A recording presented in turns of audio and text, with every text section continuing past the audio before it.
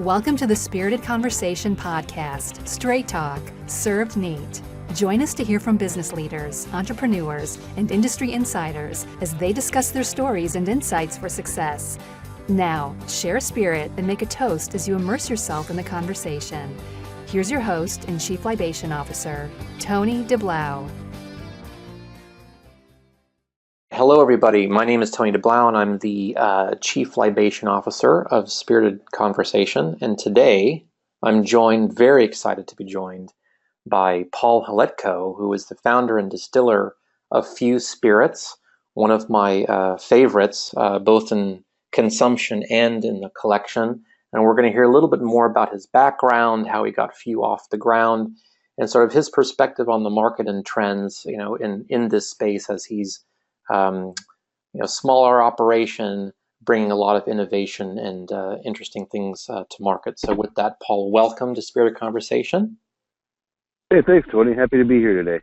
Great, thanks. So Paul, I'm going to start with when we, met at Whiskey Fest in San Francisco, you had started telling me a little bit about your personal history and sort of the connections that brought you to going into this business. So I'd really be interested to learn a little bit about that and then how it kind of morphed into, you wanting to start this business.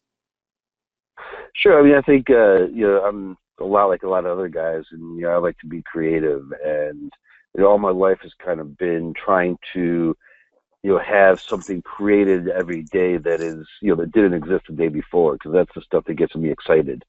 I used to be a pro guitar player. I've done a bunch of other creative endeavors. And so a desire for this creativity has always kind of been underneath everything that I do. And, because that's what gets me excited. And what ended up happening was, my grandfather died. And that kind of struck me because he had a little bit of family legacy in the alcohol business. Before World War II, his family had owned a major brewery in what's now the Czech Republic. In 1939, the Nazis invaded. People might have read about that in history books. But the Nazis took the brewery, and my grandpa's entire family was murdered in the camps. And although my grandpa survived, he was the only one. After the war, he kind of spent the rest of his life trying to get this brewery back, and he never did. And when he died, it kind of struck me that if I didn't do something about this legacy, or to kind of reconnect, or have this kind of be a part of, not just who my family was, but who we are, and who we're going to be, that this was all going to go away, and I couldn't really stomach that thought. And so kind of combining that with this innate and intense desire to be creative and make new things, that all kind of rolled into one. And the idea of having this distillery kind of popped into my mind. I've always been a passionate consumer of alcohol, like many people are. And as a home brewer for 20 years, and it's one of these these weird coincidences where my own personal interests and my own personal drive kind of combined with some family legacy, and I guess the right things or the wrong things happened all at the right time, and Few is kind of the result. There's more to like every decision. There's always more to it than that, but that kind of gives some kind of broad strokes for the kind of big picture background for what kind of resulted in the genesis of this little tiny liquor company that we have here. And so this opportunity, obviously was a very, very unique one. So how'd you stumble into, this being the opportunity? I mean, what brought you here? Because I'd like for people to, learn from your, experience, how this all kind of came together and the history behind, from the temperance and all that other stuff, how that's all connected. But I am curious how the path led you to this, because it's very, very specific opportunity to be presented. Yes, I mean, I think I'm pretty lucky that all these things kind of rolled in together, and if any particular aspects had been missing, maybe things would have been different. So aside from a lifetime of creativity, or at least trying to be creative, intense interest in alcohol, some family history, and also living in a town called Evanston, Illinois, which is a suburb just immediately north of Chicago. Out in the Bay Area, I'd kind of compare Evanston to Berkeley, kind of the People's Republic of Evanston, the same way it's the People's Republic of Berkeley. And it's a great community. It's where I live. It's where I'm raising my children. And historically, Evanston was the birthplace of the U.S. Prohibition movement. Evanston had been founded as a dry town, and because it was already dry, it served as kind of a natural home base for the Women's Christian Temperance Union as they started kind of gaining influence and spreading their message throughout society. The second head of the WCTU was, an Evanston woman named Frances Elizabeth Willard. And, she lived about a mile north of here. She was extremely influential, very, very famous, if not now, certainly at the time. In fact, if you actually go to the U.S. Capitol in the Rotunda, there are 50 statues representing the 50 most famous people from each of the states. There's only one woman represented in those 50, and so it's kind of cool that Miss Willard is the only woman deemed important enough to justify being in the rotunda of the U.S. Capitol. I think that's kind of cool. Yeah. But Evanston was dry, and Evanston had been dry all the way up to Prohibition, during Prohibition, after Prohibition. In the early 1970s, you started being able to have alcohol at restaurants and hotels. But you had to have a full meal with every drink, and so the hotel put their French fries as an entree rather than a side dish. But you could have, there were no liquor stores in town. The early 1980s, a liquor store opened up here called Evanston First. It does remain actually the only liquor store in town. The grocery stores, there's a couple of wine stores now, but Evanston First is still the only. But when I had the idea, when my grandpa died, there's no alcohol being made at Evanston. There are no breweries. You can kind of compare that to California, where there's a brewery every 2 or 3 doors. But there's no breweries in town. There's certainly no distilleries. There's not even any bars. It continues to just be restaurants that serve alcohol. And so, as I'm trying to make this kind of mark, kind of regain contact or regain a family legacy, it's pretty much a coincidence that I happen to be living in the birthplace of Prohibition. And so once I decided to build a brewery or distillery, or once I decided to do something with beverage alcohol, the question is, where are you going to put it? And Evanston just seemed like the absolute natural home, because this is, it's where I live. It's where my kids go to school. I'm an AYSO coach. I coach T-ball for the kids. I'm on the as a board of director for the local chamber of commerce. I'm part of the society here, and so if I'm going to start a business, why not put it where I live? And I just kind of created a little extra intrigue that there's something completely unheard of to actually manufacture alcohol in the home of Prohibition. So that's another little interesting little tweak that gives a little rise, and has some really nice story, and gives a little bit of historic interest into the brand, even if it's the liquid in the bottle that matters the most. Yeah, and I think along with that point, home, history, kind of a little tongue-in-cheek that it's in a historically dry county and all that, you really did take all of that, I feel, into the thinking of the design of the label, the bottle.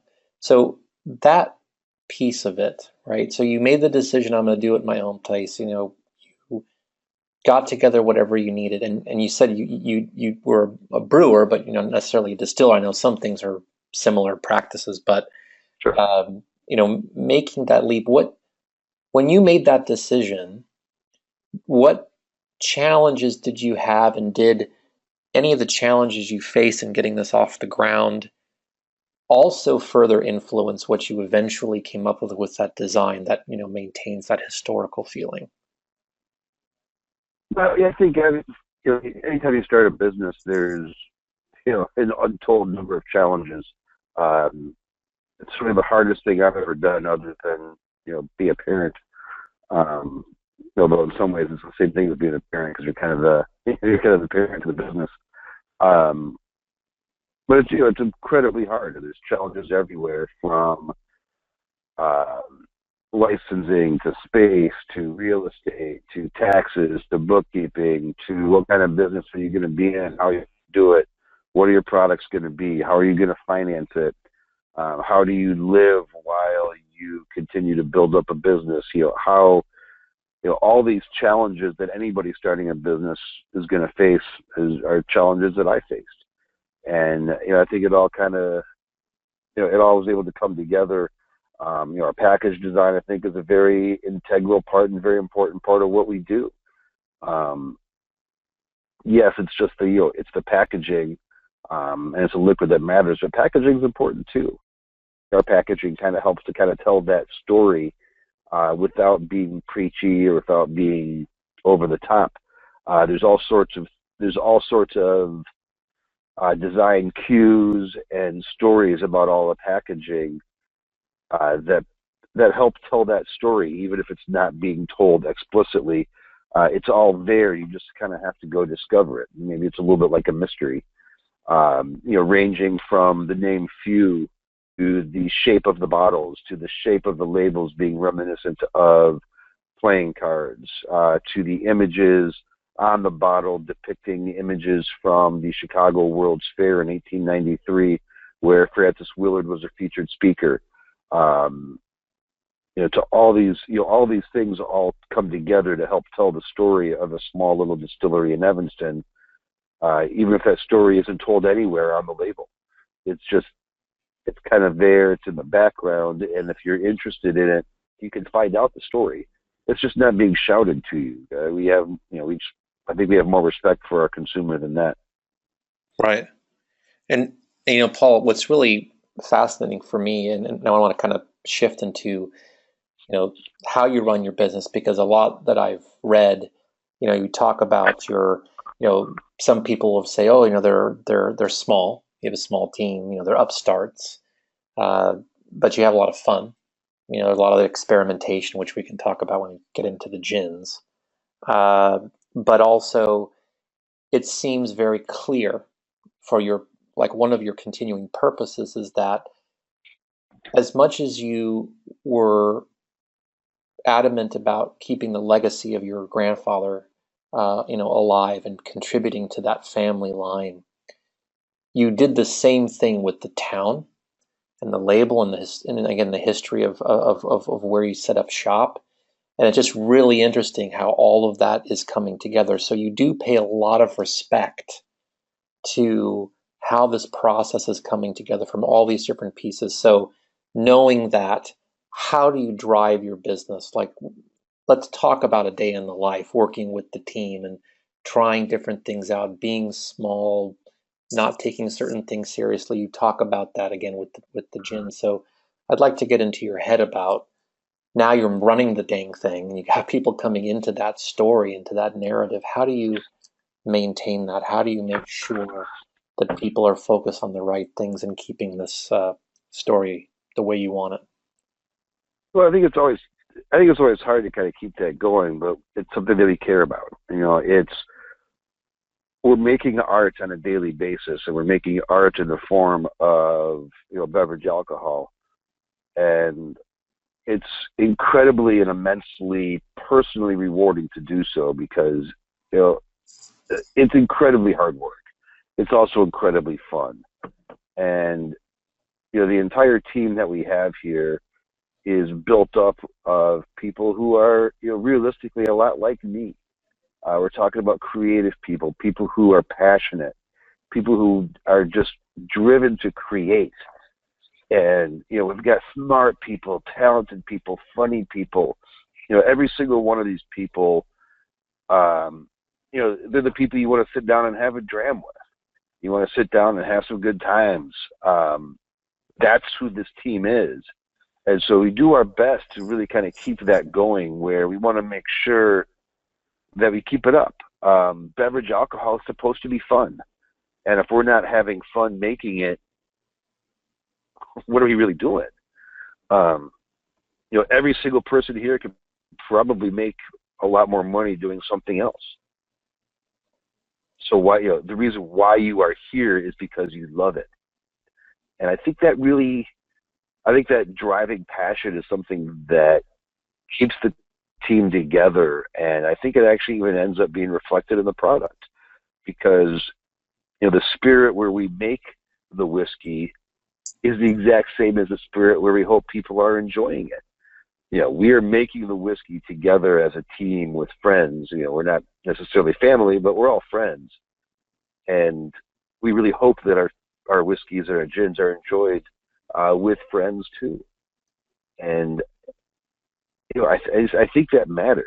And so we try to have fun. We spend all day listening to music. We make fun of each other, but all in good fun. We joke around, we have a good time, but you've never seen anybody working harder than the team we have here either. And I think a lot of it is just even who we get. The people that apply for jobs here tend to not be the rigid corporate types. Right. A little looser, and that's good. I think this taking that into the story. I'm very just I want to hear your story about the breakfast gin. And how that originated, but also just not just that, but why the interest in gin? Because again, as somebody who gin is amazing. Yeah. So I'm saying, how did you decide on like having more in that line than even in the whiskeys? But gin's an amazing product because there's almost no rules. The only real rule for gin is that the predominant flavor must be of juniper, but nobody defines what predominant means. And I don't even know how you define predominant flavors. So, there's an awful lot of freedom to make when you're making gin. And, it's that creativity that underlies everything we do. So why would you not want to be creative when you're making gins? And so we end up with an awful lot of gins in the market. Some of them are kind of, limited editions. Some of them are, kind of core products. But they're all really driven by that creative process. And one of the cool things about gin is that you can turn a gin recipe around and you could go from concept to product on the market in 3-4 months. With whiskey, you're going to be lucky to be able to go from concept to product on the market in 3-4 years. So, being creative and innovative in whiskey is a much slower process than it is in gin.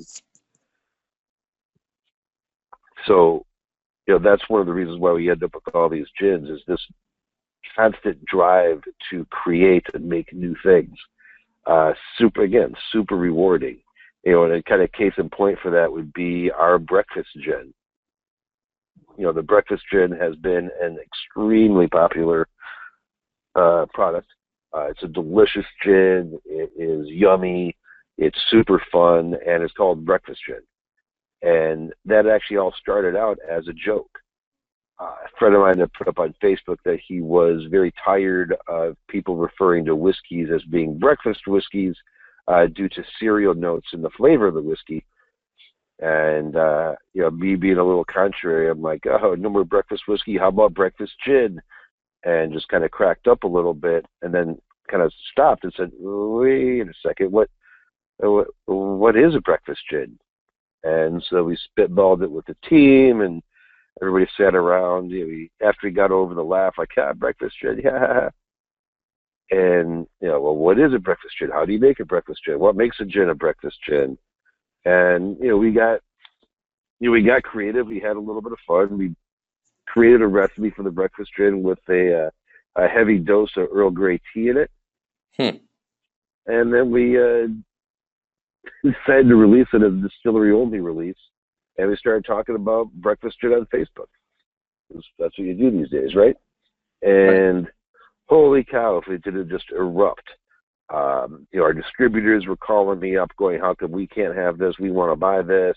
The press got a hold of it, and reporters started calling up and asking to write about it. And, before long, all of a sudden, we're like, oh, maybe we're onto something here. People like this breakfast gin stuff.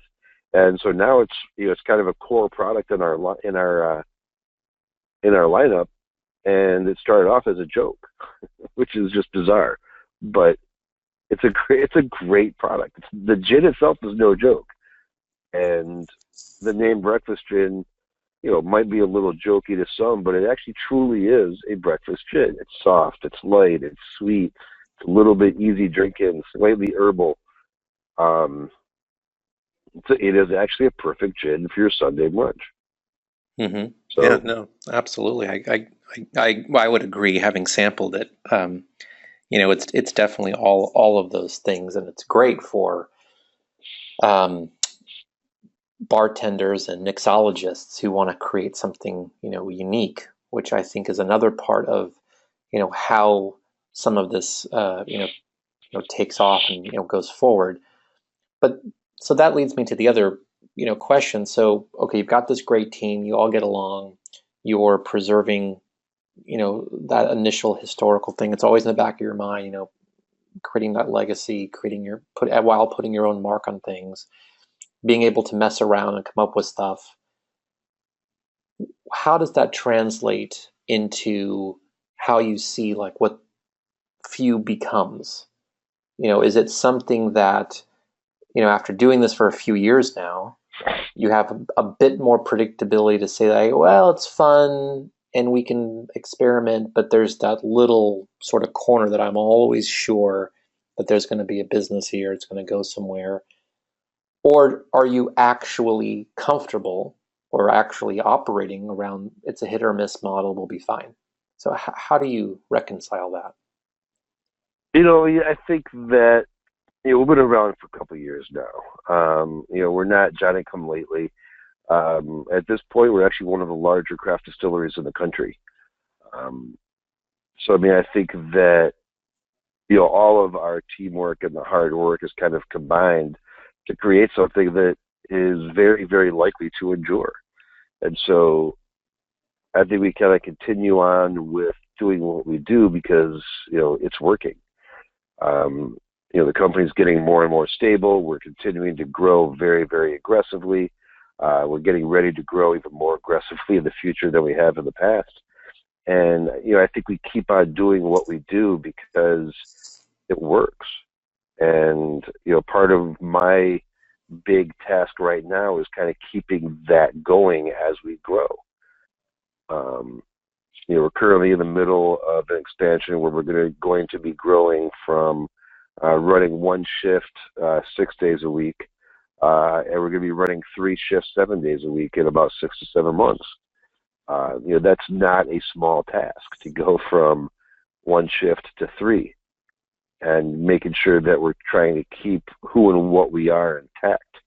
I think that's a very challenging opportunity.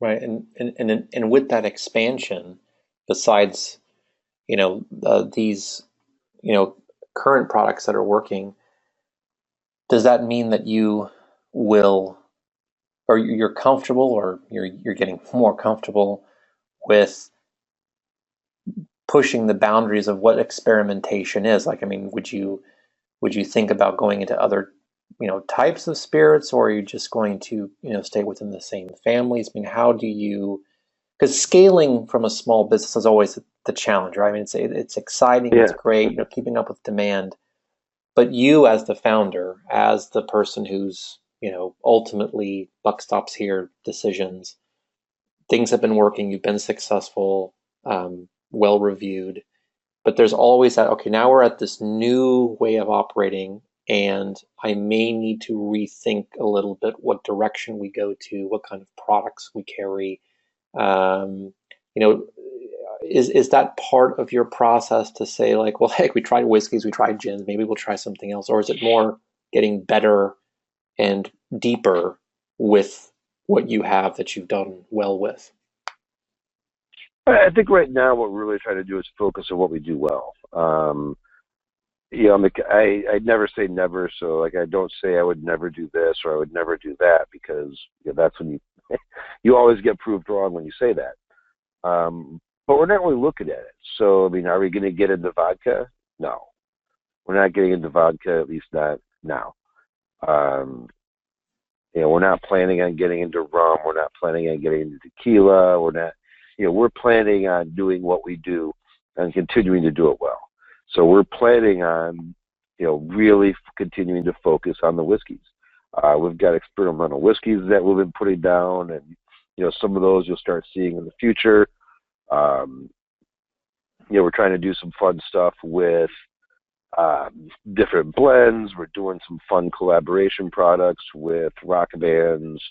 We're doing some fun collaboration products with record labels. We're doing some fun collaboration projects with other distilleries. We're always trying to experiment, but we also want to stay true to who and what we are. And, at our core, we are a whiskey and gin distillery, and that's where we intend to be doing our focusing. We want to scale and grow doing what we do, rather than continuing to try to be, or we want to do what we do rather than try to be all things to all people. Right. That makes a lot of sense, because when you start losing the focus, it creates a distraction and everything else. So that also said, you're seeing an evolution, and I want to get your opinion on this. An evolution especially in the whiskeys, where there are a lot more smaller producers, cropping up. And with the older whiskeys being harder to come by and, so forth, a lot more emphasis on non-age statement, whiskeys. And from a trend perspective, does that just seem natural to you? Like, hey, looking at my story and seeing these discussions and watching these people come up, that's just the way that we're going? Or do you see it's going to be a spike and then there's going to be a bunch of aggregation? What is your take on what you're seeing out there? I think there's a lot of new people coming into this market because everybody seems to think it's really easy. Hey, just buy a still, throw it up there, and all of a sudden you're going to be rich. That's not actually how this business works. And so I think there's certainly becoming a lot more competition. But anyways, to some extent, I think that's a good thing. I mean, getting a consumer more choice is, it's never going to be a bad thing.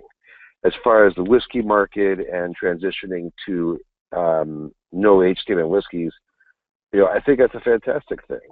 We don't use age statements. I don't believe in age statements. Age statements, were originally just an attempt to justify. It's an easy way to try to differentiate products, and the industry seized on that.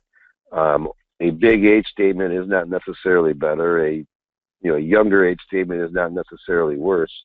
Age is a number, and there are a million ways that you can affect the flavor of whiskey that go beyond the age of a barrel. Certainly, and to be clear, time in barrel is a very important factor in the quality of a whiskey, but it is far from the only thing that matters. So if you could have a drink with anybody, who would it be and why? Well, I think if I could have a drink with anybody, it'd be my grandfather. I'd love to sit down and show my grandfather what I did. Unfortunately, that's not going to happen. But I'm pretty sure he'd be pretty happy and pretty proud of what I've done. Well, it's quite the story, and I would agree. I think you've definitely done him proud, done your family proud. And like I said, that to me, that's been one of the most appealing things about, Few, is not that it's just a good product, but that it has all of that, connected to it, which makes it even that more special. Well, Paul, thanks again, for joining me on Spirit of Conversation, and, best of luck in the future. Thanks for listening. We hope you enjoyed the conversation. For show notes and to get more insights from entrepreneurs and spirit lovers alike, please visit spiritedconversation.biz.